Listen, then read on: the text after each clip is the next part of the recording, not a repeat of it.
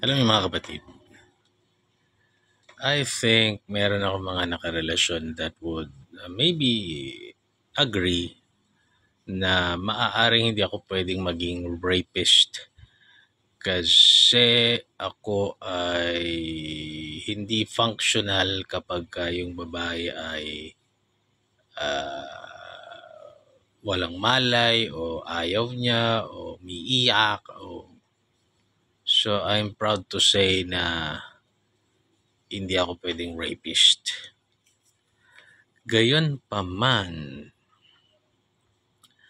babaeng inatrasan ng rapist dahil sa amoy ng kilikili nakaligtas sa panganib, hindi ko inaasahan na ang putok ay makakapagligtas ng iyong puri at safety.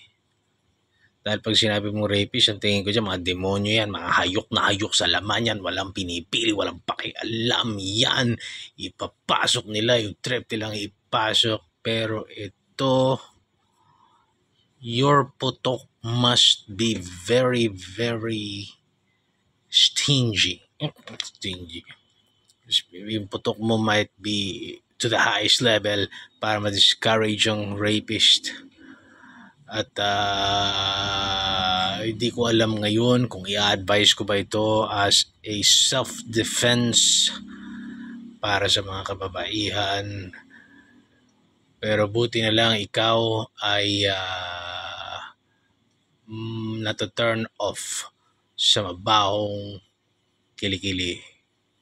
Ibig sabihin may pag-asa kang ma-reform, may pag-asa ka dahil mahilig ka lang sa mabango, hindi ka masyadong polluted pa. So, pwede ka pang ma-reform.